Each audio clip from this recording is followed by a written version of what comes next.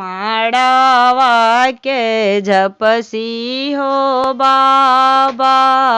बेदिया के उती मावा बैठल जनैया होरी हो दानावा बैठल जनैया होरी सिंधिया करे हो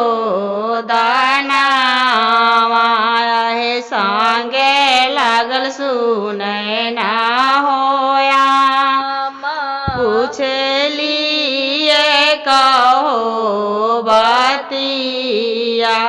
अरे काई रजनी प्रभु जी कथी कैनी हो दानवा आए बोले ले जनैया होरी सीनाए नवे गिरे हो रावा आए सोना में रजनी हो धानिया रूपे कैनी हो दानावा आए पोसल पासल सीता हो बेटी हुए कैनी हो दानावा अरे पोसल पासल रोशनी हो बेटी हुए कैनी हो दानावा अरे पोसल पासल रोशनी हो बहिना हुए कैनी हो दाना सोने के मंडपवा में आई गईली दियावा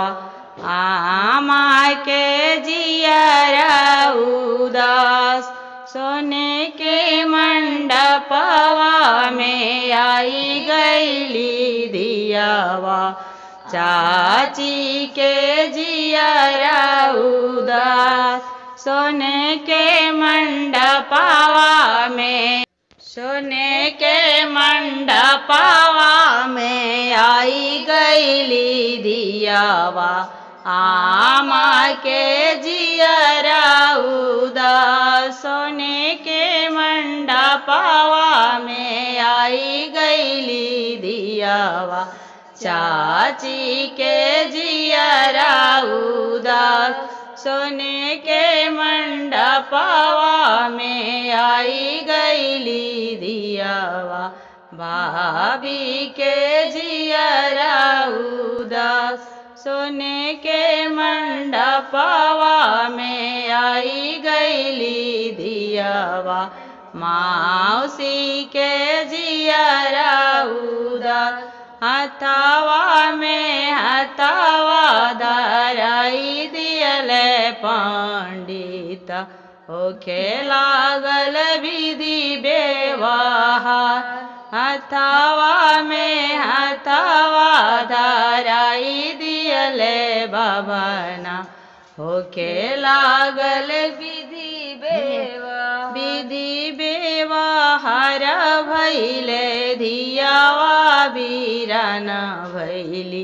रोए लगले भैया से बाप विधि व्यवहार भैले धियावा बीरान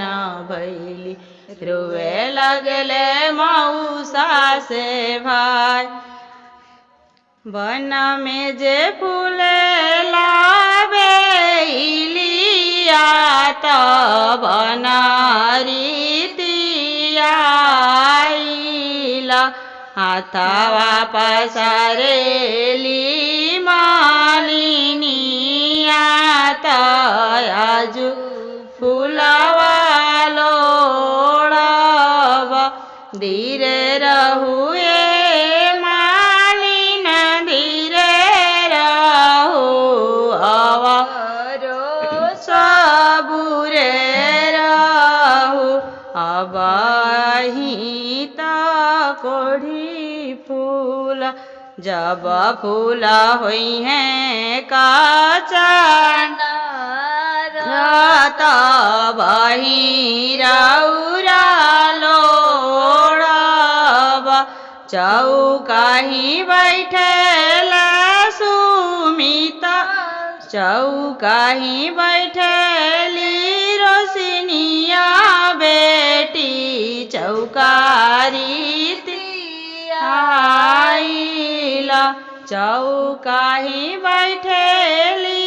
रोशनिया बहिना चौकारी हाथवा पसारेल सुमिता दुल्हा आजू कन्या बियाहब